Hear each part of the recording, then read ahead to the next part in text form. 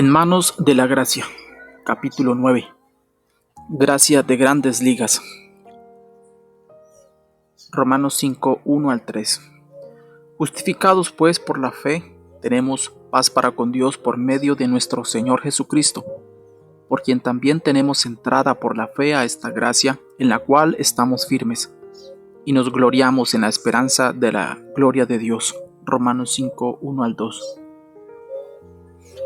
Bateadores corriendo al plato para batear, nada de protestas por decisiones cuestionables de los árbitros, agradecer a los árbitros después de los partidos, devolviendo los aficionados las pelotas que les caían cerca. ¿Es esto béisbol de grandes ligas? Lo fue. Por unas pocas semanas durante la primavera de 1995, el béisbol profesional fue diferente. Los brazos de $1 millón se quedaron en sus casas. Los bates Cadillac estaban en los estantes.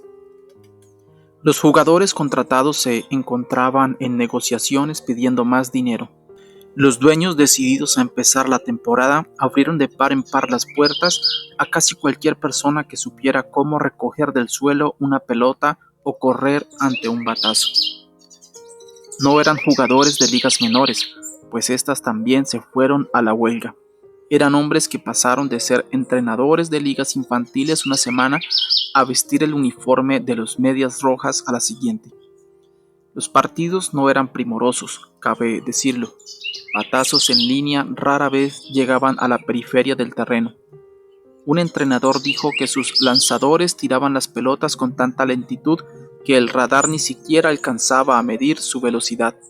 Un aficionado podía vender una docena de maníes en el tiempo transcurrido mientras devolvían una pelota del extremo del terreno. Los jugadores jadeaban y resoplaban más que la locomotora que sí pudo. Pero vaya que esos jugadores se divirtieron. En el diamante se hallaban jugadores que participaban solo por el gusto de jugar. Cuando el entrenador les ordenaba correr, corrían. Cuando se necesitaba un voluntario para espantar moscas, una docena de manos se ofrecían. Llegaban al estadio antes de que las puertas se abrieran. Engrasaban sus guantes y limpiaban sus zapatos. Cuando era hora de irse a casa, se quedaban hasta que los empleados del estadio los echaban fuera. Agradecían a los ayudantes que lavaban sus uniformes. Agradecían a los que les servían los alimentos. Agradecían a los aficionados por pagar su dinero para verlos jugar. La fila de jugadores dispuestos a firmar autógrafos era más larga que la de los aficionados. Estos hombres no se consideraban una bendición para el béisbol, sino que el béisbol era una bendición para ellos. No esperaban lujos, se sorprendieron al encontrarlo. No exigían más tiempo en el terreno. Estaban entusiasmados con la sola idea de jugar. Era béisbol otra vez. En Cincinnati, el administrador general salió al terreno para aplaudir a los aficionados por haber venido. El equipo de Filadelfia obsequió perros calientes y sodas en el canje del año. Los indios de Cleveland le cedieron 5 jugadores a los rojos de Cincinnati, gratuitamente. No era espectacular, se echaban de menos los jonrones de 3 carreras y las pelotas atrapadas con las uñas. Pero todo quedaba olvidado por la pura alegría de ver jugar a los peloteros que realmente disfrutaban del juego. ¿Qué los hizo tan especiales? Sencillo. Vivían algo que no merecían. Estos hombres no llegaron a las grandes ligas por su habilidad, sino por suerte. No los seleccionaron por ser buenos, sino porque estaban dispuestos. Y lo sabían. Ni una sola vez se leyó un artículo sobre un jugador de reemplazo discutiendo por el bajo salario. Lo que sí leí fue una crónica de un señor que ofreció $100,000 si algún equipo lo contrataba. No había ninguna pelea por posiciones, no se ponía en duda a la administración, no había huelgas, no había encierros ni paro.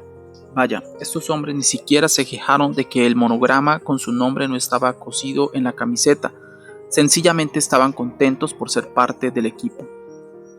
¿No deberíamos estarlo nosotros también? ¿No somos en gran medida como estos jugadores? Si hay algo que nos dicen los primeros 4 capítulos de Romanos es que disfrutamos una vida que no merecemos.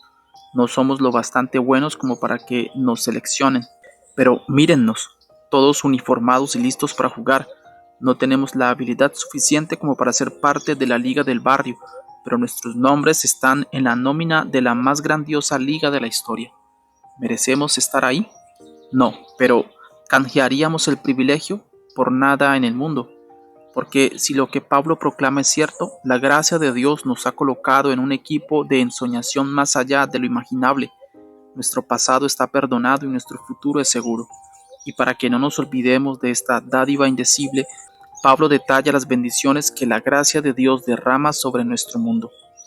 Véase Romanos 5, 1 al 12. Bendición número 1. Tenemos paz con Dios. Justificados pues por la fe tenemos paz para con Dios por medio de nuestro Señor Jesucristo. Versículo 1. Paz con Dios. Qué feliz consecuencia de la fe. No solo paz entre naciones, paz entre vecinos, ni paz en el hogar. La salvación trae paz con Dios. Una vez un monje y un novicio viajaban del monasterio a una aldea cercana. En las puertas de la ciudad se separaron, conviniendo en reunirse allí mismo a la mañana siguiente después de cumplir sus tareas. De acuerdo al plan, se encontraron y emprendieron juntos el largo camino de regreso al monasterio. El monje notó que el más joven estaba más callado que de costumbre. Le preguntó si algo andaba mal. «¿Qué te importa?», fue la cortante respuesta. Ahora el monje tenía la seguridad de que su colega estaba en problemas, pero no dijo nada. La distancia entre los dos se fue agrandando. El novicio caminaba despacio como para separarse de su maestro. Cuando divisaron el monasterio, el monje se detuvo ante la reja y esperó por el alumno. «Dime, hijo, ¿qué te atormenta?».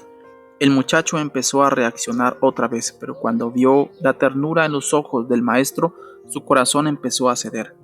«He pecado grandemente», gimió. «Anoche dormí con una mujer y abandoné mis votos. No soy digno de entrar en el monasterio a tu lado». El maestro abrazó a su alumno y le dijo: «Entraremos juntos al monasterio, entraremos juntos a la catedral y juntos confesaremos tu pecado. Nadie, sino Dios, sabrá cuál de los dos cayó». ¿No describe eso lo que Dios ha hecho por nosotros? Cuando guardábamos nuestros pecados en silencio, nos alejábamos de Él, le veíamos como enemigo, dábamos pasos para evadir su presencia, pero nuestra confesión de faltas altera nuestra percepción. Dios ya no es más un enemigo, sino un amigo. Estamos en paz con Él. Hizo más que el monje, mucho más que hacerse partícipe de nuestro pecado. Jesús fue molido por nuestros pecados. El castigo de nuestra paz fue sobre Él, y por su llaga fuimos nosotros curados. Isaías 53:5.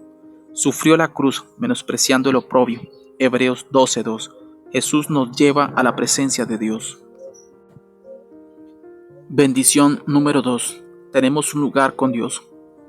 Ser llevados a la presencia de Dios es la segunda bendición que Pablo describe. Por medio de nuestro Señor Jesucristo, por quien también tenemos entrada por la fe a esta gracia en la cual estamos firmes. Versículo 2. Observa la frase «por quien también tenemos entrada». La expresión en griego significa ser conducido a la presencia de la realeza. En Efesios, Pablo nos recuerda 2 veces nuestro derecho a entrar en la presencia de Dios, porque por medio de Él, los unos y los otros tenemos entrada por un mismo espíritu al Padre. Efesios 2:18, en quien tenemos seguridad y acceso con confianza por medio de la fe en Él. Efesios 3:12. Cristo nos encuentra fuera del salón del trono. Nos lleva de la mano y nos conduce a la presencia de Dios. Al entrar hallamos gracia, no condenación, misericordia, no castigo. Allí donde jamás se nos concedería una audiencia con el Rey, ahora nos reciben ante su presencia. Si eres padre, comprendes esto. Si un niño que no conoces se asoma a la puerta y te pide pasar la noche en casa, ¿qué harías? Lo más probable es que le preguntarías su nombre, dónde vive, procurarías saber por qué anda vagando por las calles y le pondrías en contacto con sus padres. Por otro lado, si un muchacho entra a la casa acompañando a tu hijo, ese niño será recibido. Lo mismo ocurre con Dios. Al llegar a ser amigos del Hijo, ganamos el acceso al Padre. Jesús prometió a cualquiera, pues, que me confiese delante de los hombres, yo también le confesaré delante de mi Padre que está en los cielos. Mateo 10:32. Debido a que somos amigos de su Hijo, tenemos entrada al salón del trono. Él nos conduce a esa gracia en la cual estamos firmes. Romanos 5:2. La dádiva no es una ocasional visita a Dios, sino más bien una permanente entrada por la fe a esta gracia en la cual estamos firmes. Versículo 2. Aquí es donde cesa mi analogía con los beisboleros de reemplazo. Sabían que su situación era temporal, su privilegio duraría tan solo el tiempo de la huelga, pero no es igual con nosotros. Nuestro privilegio dura tanto como Dios es fiel y su fidelidad jamás se ha puesto en duda. Si fuéramos infieles, Él permanece fiel. Él no puede negarse a sí mismo. Segunda de Timoteo 2:13. Isaías describe la fidelidad de Dios como cinto de sus lomos. Isaías 11:5. David anuncia que la fidelidad del Señor alcanza hasta las nubes. Salmo 36:5. Supongo que la analogía del béisbol resultaría si el dueño del equipo nos confiriera la posición de miembros vitalicios del equipo. Al hacerlo, así la situación en el grupo no dependería de nuestro desempeño, sino de su poder. ¿Algún dueño ha dado alguna vez tal dádiva? No lo sé, pero Dios lo ha hecho y lo hace. Antes de avanzar, nota la secuencia de estas bendiciones. La primera bendición se refiere al pasado. Tenemos paz con Dios debido a que nos perdonó. La segunda bendición se refiere al presente. Tenemos un lugar con Dios debido a que Jesús nos presentó a su Padre.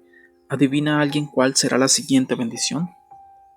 Bendición número 3. Somos partícipes de su gloria. Adivinaste, nuestro futuro. Nos gloriamos en la esperanza de la gloria de Dios. Romanos 5:2. Debido a la gracia de Dios pasamos de tener sepulcro abierto en la garganta, según el Salmo 5:9, a participar de la gloria de Dios.